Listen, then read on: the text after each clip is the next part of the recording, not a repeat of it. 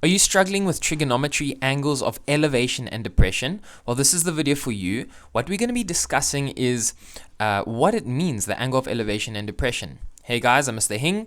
Let's get into it. So, when we talk about angles of elevation and depression, we are talking about the angle formed between the line of sight and the horizontal. Now, what is that? So, for example, over here, look, these are a pair of eyes. And for example, if I'm referring to this line over here, that is what it means by the line of sight.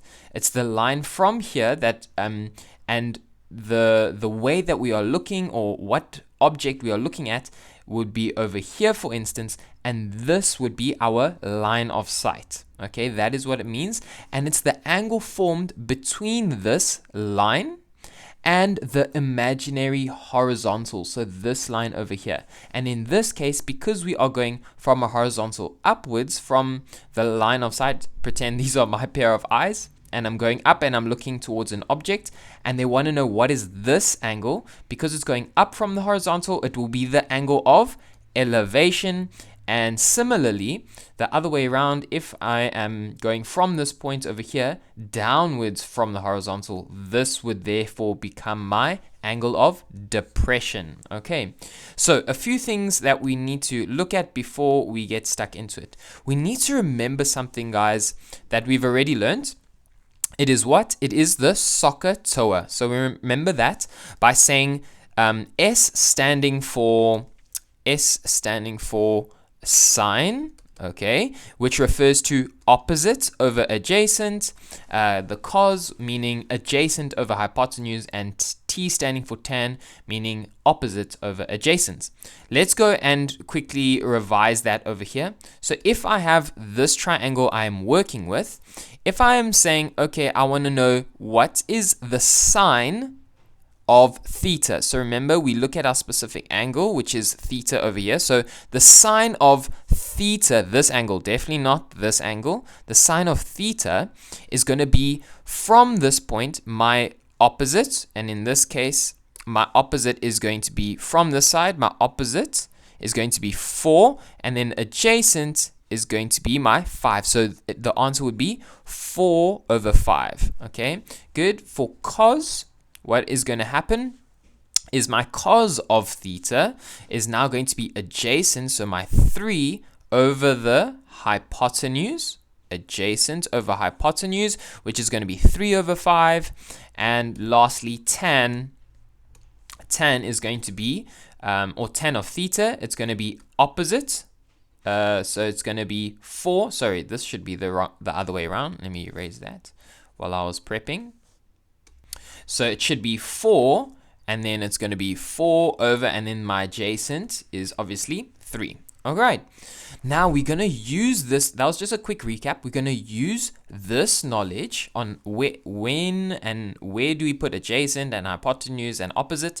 And we're going to use all of that knowledge and use it in angles of elevation. So firstly, what is angle of elevation? Well, I briefly explained it, and I want to use 2 examples.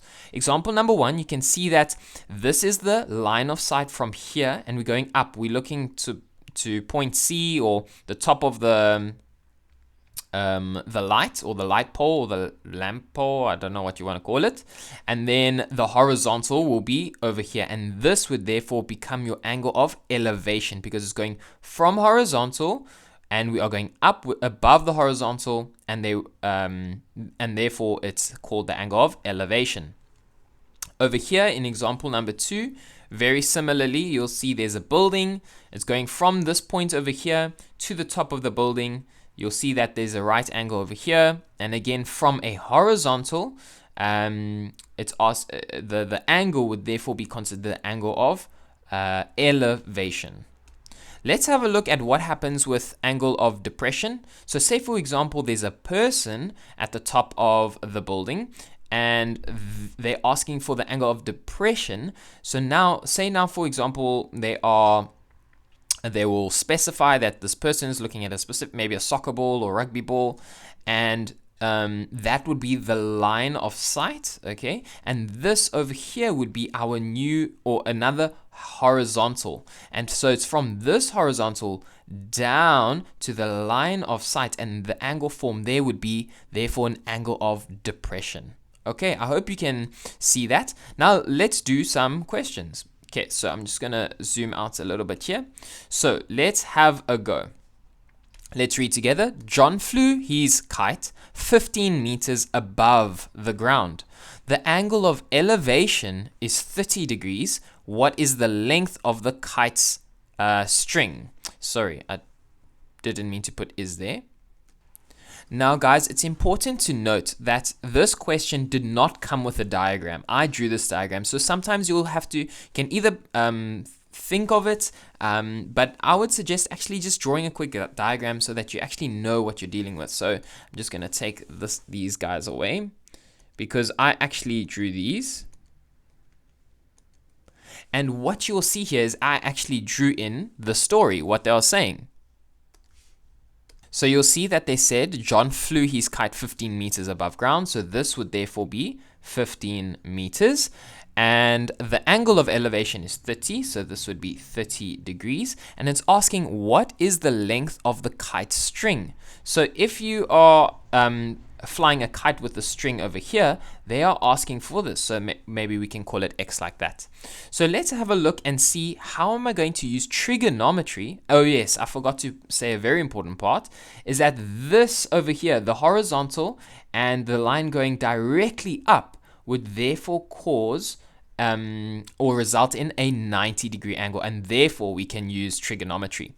So let's have a look and see how are we going to use trigonometry to determine the length of the string. Pretend like this is the length of the string of the kite. Okay, let's go for it. So we have 30 degrees, we have 15 meters, and we have our unknown. So if we are going to use 30 degrees, so we use 30 degrees equals, and the thing that we have is we have the 15 meters. So this would therefore be the opposite in trigonometry. So that would be opposite, and we are wanting to find out the hypotenuse, the hype.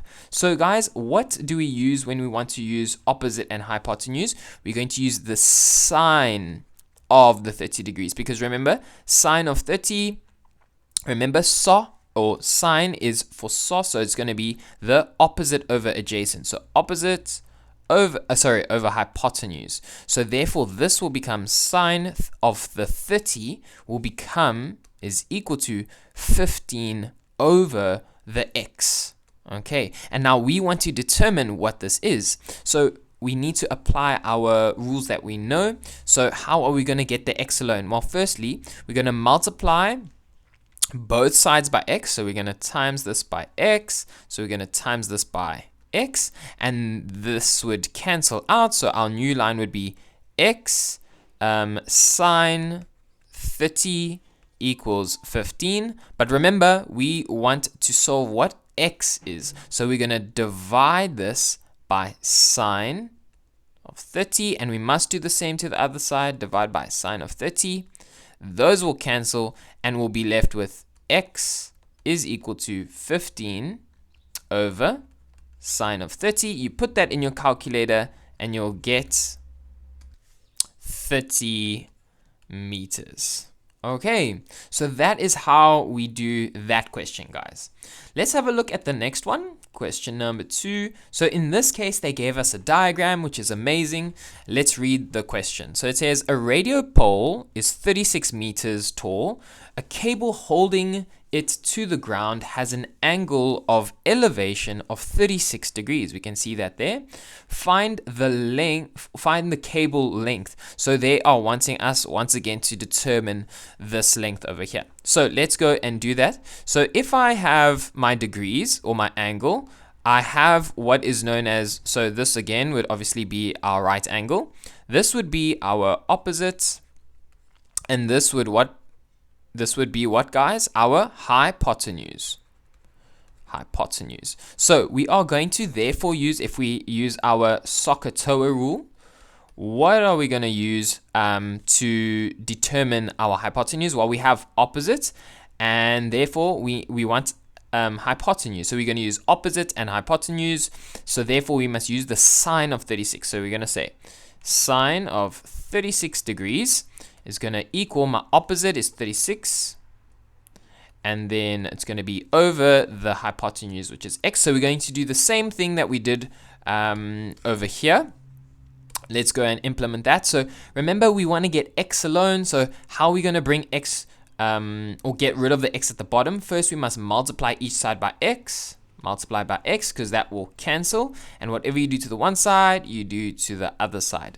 So let's simplify that. It would become x sine 36 is equal to 36. Now remember, we don't want this over here. So how are we going to get rid of that? We must divide by sine of 36. Do the same on this side.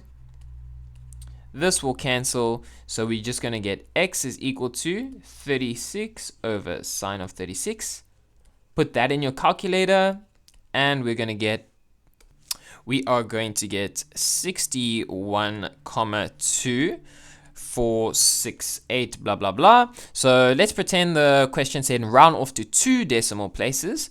So we'd round off and we'd say, okay, therefore it's 61,25 meters, because that's how you would round off.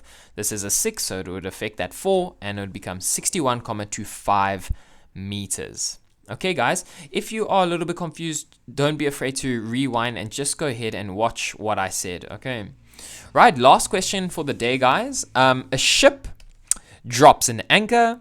It is 200 meters in length. So you can see that they gave us a diagram, which is nice. It is 200 meters in length as it sits with an angle of depression this time from the ship of 50 degrees. So the 200 meter anchor length, right?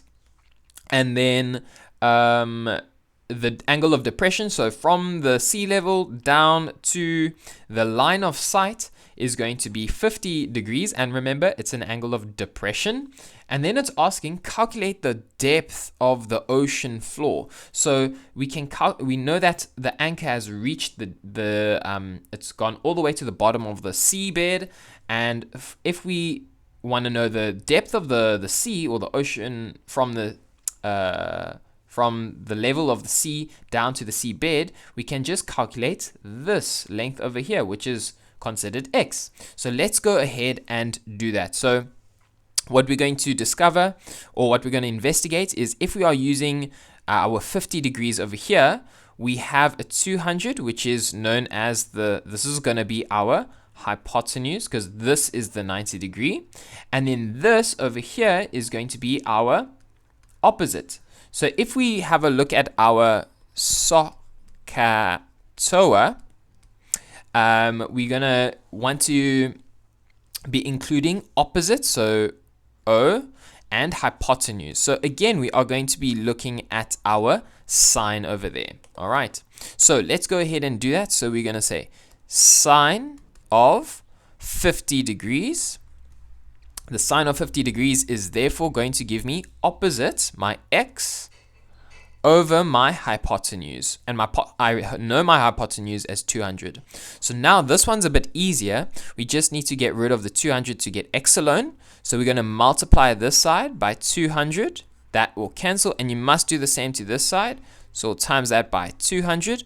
So if you simplify, it will be 200 times the sine of 50 will give me that depth, will give me x. So if you go and put that in the calculator, you will get, we are going to get 153. And let's pretend like the question said round off to 2 decimal places. I'll just round it off. So it would be 153,21 meters. Okay, guys, so that is how we look at the angle of elevation and depression, and how we use trigonometry to solve the questions. I hope that was helpful, guys. If you have any other questions, please don't hesitate to post. Yeah, I'll see you in the next one.